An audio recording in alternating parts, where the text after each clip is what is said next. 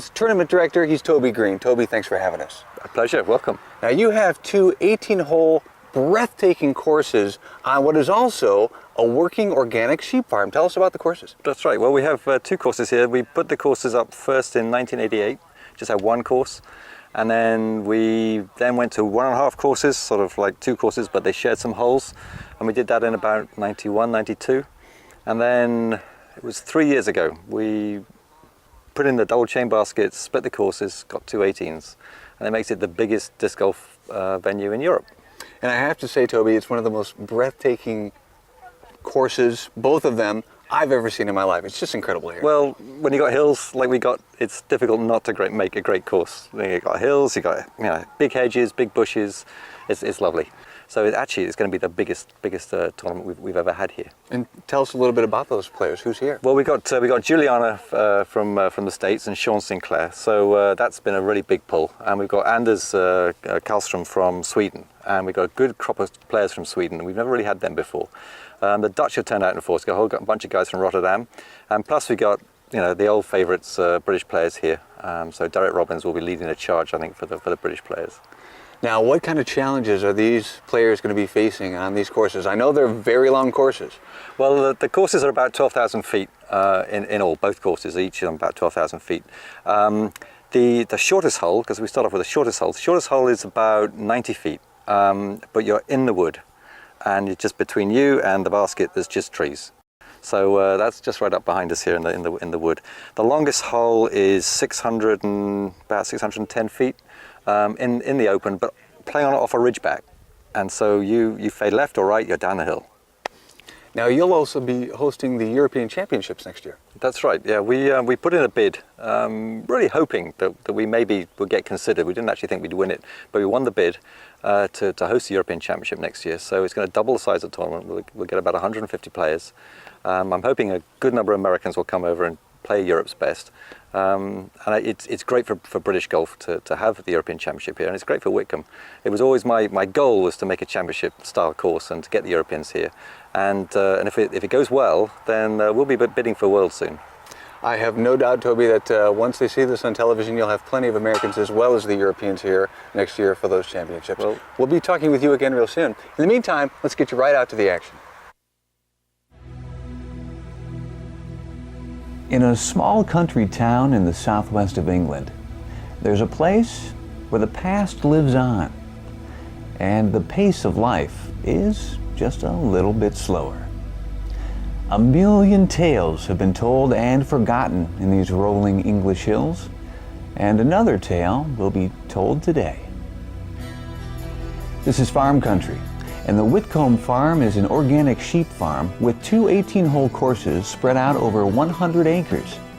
Welcome to Beaminster, England, home to the world's most beautiful disc golf course. It's the Whitcomb Classic, and we begin with the women's field.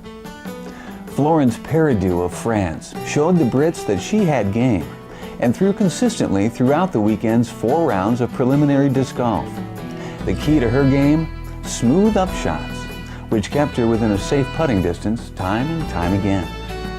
England's Ali Locke was also throwing consistently, and a few strokes better than Paradou, thanks to a longer reach on her drive. She kept the heat on, but would the flame be hot enough?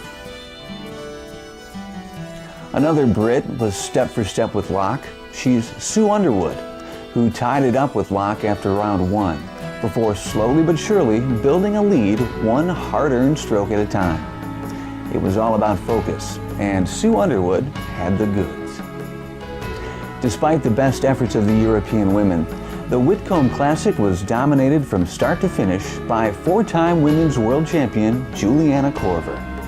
She paced herself in round 1, but by round 2, Korver had decimated the field by 11 strokes or better.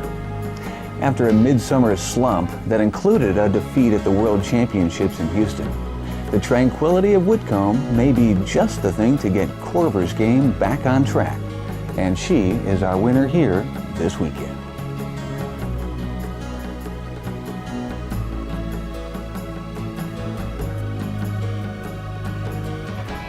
To the Open Division, where the Brits struggled against a strong field of Swedes that included Pierre Christophersen.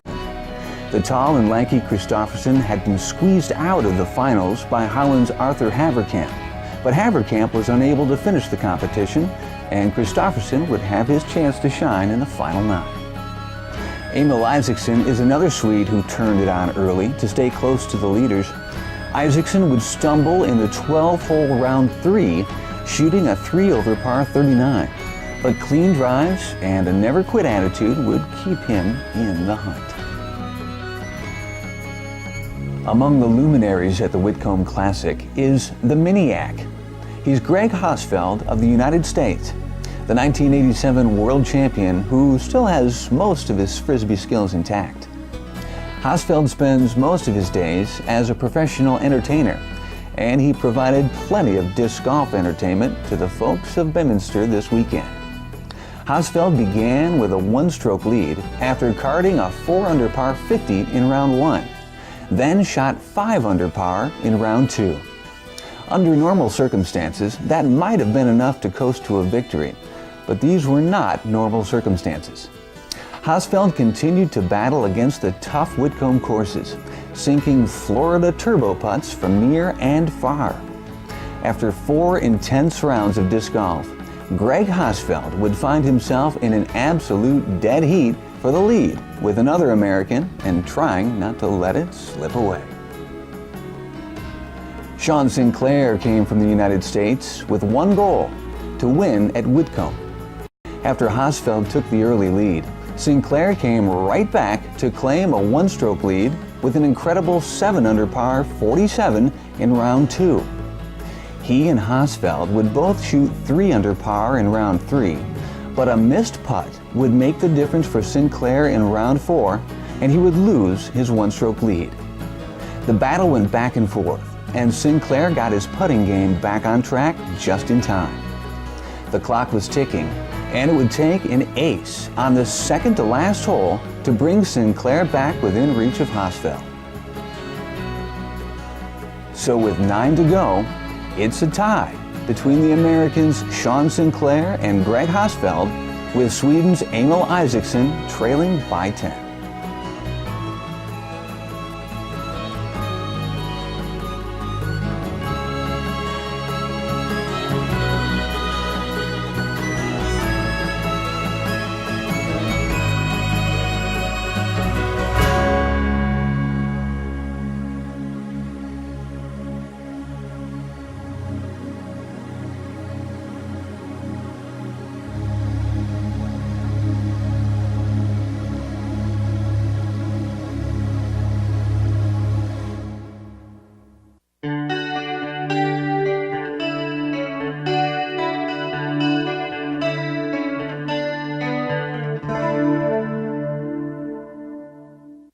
When you want to learn about disc golf in the UK, the go-to guy is Derek Robbins. We're lucky enough to have him with us today. Derek, thanks for being here. Thank you for being here.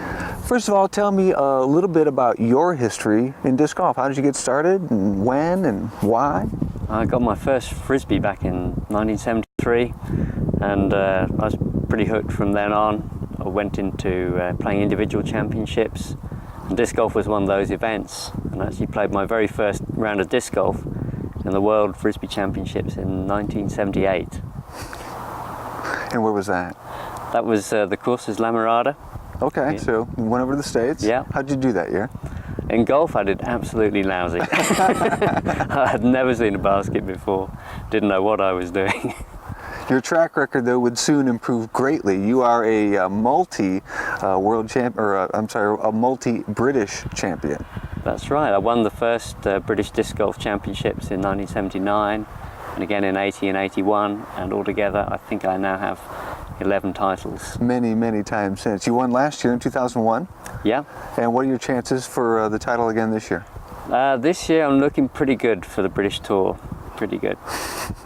So, what is it about disc golf that really attracted you? I think it's the flight of the disc. That's what's always attracted me about all disc sports. Just fascinated to have control of it and to be able to read the wind and work out what the disc is going to do. Now, you are also the founder and current chairman of the British Disc Golf Association. When did you get that started, and tell me about why? We got that started in 1996. We've already had some fairly informal organisations, and in '96 I decided that really we needed to be more organised. So I said we'll set up the British Disc Golf Association, and then we'll get logos, produce newsletters, and we've been quite successful. We're a small organisation, but now I understand that at one point you actually played an exhibition disc golf round with the ball golfer Nick Faldo. Tell me that story. That's right. This was back in 1980, and the manufacturer of discs in Britain bought out Penfold, the golf ball manufacturer, and they were sponsoring Nick Faldo. So they were able to call on him and say, you've got to come along to the British Championships and play a three-hole exhibition match. And how did that it was go? Himself, Nick Faldo and Laura Engel. So I taught him how to throw the disc. He picked it up pretty quickly. Did he? And but I beat him, of course. So this was 1980. How old would he have been roughly then? He would have been in his early 20s then, maybe 22 or 23. Fantastic. So we're here at your course. It's a beautiful course. As a matter of fact, we just finished a round, and frankly, you killed me. A little home course advantage and a little bit of just I kind of stink. So when did the course go in? What's its name? Okay, the course is called Quarry Park because this is formerly part of Quarry Farm.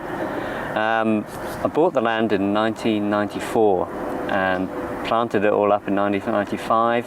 There's about 1,500 trees been planted here. Wow. About a kilometre of fencing been put in. And we've done little improvements here and there, but drainage. And it's coming on nicely. The course now is taking shape.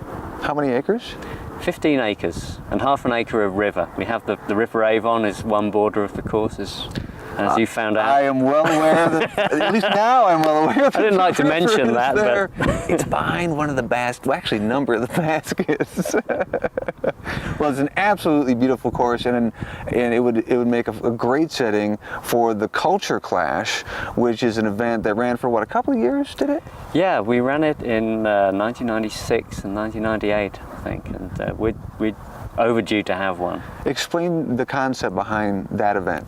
The concept really is to run it somewhat like the Ryder Cup in ball golf, to have Europe against the United States or Europe against North America, and that would really be a great help for the game over here, because we like to see the top pros come over and play. And speaking of big UK competitions, the European Championships are going to be held next year at the Whitcomb farm where we've been this week. Tell me a little bit about that. Yeah, that's going to be our biggest disc golf event ever by some way. We have two courses, so we're going to start with at least 144 players. We even have the possibility to make it larger, but for the moment 144 players. That's going to happen soon after World Championships, PDGA Worlds in August. And everyone in Britain is absolutely psyched to put on a great event. Well, this is going to be a very unique and extremely world-class event as well. I think so. As I say, we're very keen to do a good job on it. We're going to make modifications to the course. We're going to make sure everyone feels really welcome attending as well. And the European Championships are happening when? The European Championships are happening immediately after Worlds, either one weekend or 2 weekends after PDGA Worlds. He's British disc golf champion Derek Robbins, and if folks, especially in Europe, our viewers from Europe, want more information on the BDGA or just want to contact you, what's the best way they can do that? They can contact by email. The BDGA has a domain, so we're bdga@bdga.org.uk. Terrific. Thanks a lot for your time. Thanks very much. And I think now it's time for a little payback. Let's go play another one.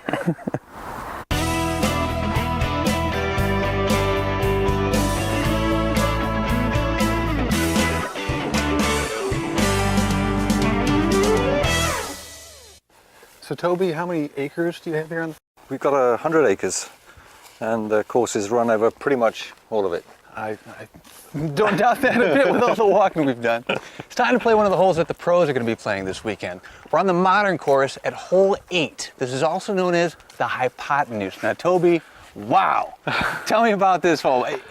First I have to get over the view, but then tell me about the hole. Okay, well, this is one of the signature holes on the course. It's called the hypotenuse because if you imagine a triangle, it would be a right angle, and we're throwing down the hypotenuse. And it's a long hole. What is it now? It was 190 meters. So what's that in American? For us confused Americans, about 600 feet. that's a good long huck. It's a good hole, but it's possible to do it in one. And we think before we had baskets, we had a pole down there. We think someone did it in one, but it's difficult to tell at this range. Now, how do you recommend we play this? Should we throw it low and straight, or hyzer in? There are two schools of thought. There are those who get their putters out and they just go straight. And then there are those who get other discs out and they sort of like loop it out that way and have it fade in. That's the two ways that people play it. Now I see a fence behind the basket. Is that out of bounds? That's out of bounds. Yeah, there's a tall fence there, and that's out of bounds if you go in there. But otherwise, it's very clean. And there's a bit of rough stuff on the left there. It's pretty prickly. You don't want to get in there. If we were to accidentally hit a sheep, is that also out of bounds? No, it's not. Is there a penalty stroke? Just a hazard. It's just a mobile hazard. All right. Well, let's give this a shot. Okay. So what are you throwing here, Toby? Well, I've got a mid-range disc, so we'll see if I can throw it straight down the hill. Straight down. Okay. Show me the way. Okay, here we go.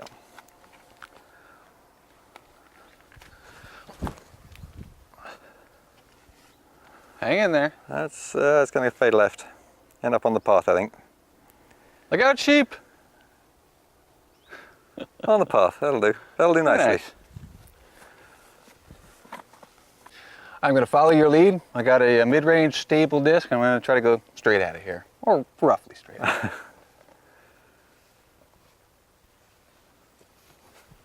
it. That looks sweet. Come back. Come back. Nice. Yeah, bit of kick. All right. Bit behind that bush. Okay, that's mine. Oh, nice. Yeah, that's all right. Just got side of the basket, so I can know what I'm trying to aim for anyway.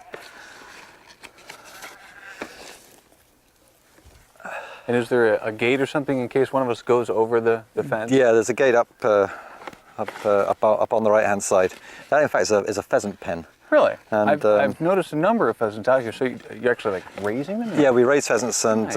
And then they get put out there after the tournament because they get upset by all the players. Well, you can't blame them. So we put them in there. Then they'll grow up there through the autumn, and then during the winter we shoot them. They're probably very tasty. That's what happened. They are very fine. They are very fine. So that's what we do around here. Right. Well, I'm going to try and fade in there. So let's see if I can get this just right.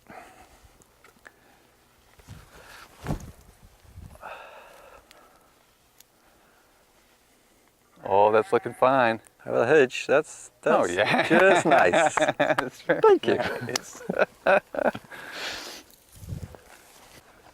We were out shooting yesterday, Toby, and a pheasant just jumped right up in front of us, just right in front of us, scared the living crap out of us. Yeah, that's what they do. Okay. They sit down until you tread on them, and then off they go.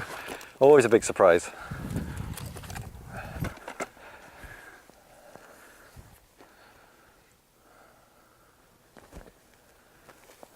Drop, Over the top. Just rough. Oh, we got a nice down putt here. That's nice. That's good. See if I can finish this one off. And that is how you get a couple of threes on the hypotenuse. Well played. Toby, thanks so much for showing us around. Pleasure. My pleasure. It's the Whitcomb Farm in Beaminster, England. And if folks are looking for more information about Whitcomb Farm and the European Championships next year, where can they go? They can go to www.ec2003.com. So listen up, disc golfers. You have not disc golfed until you've disc golfed at Whitcomb.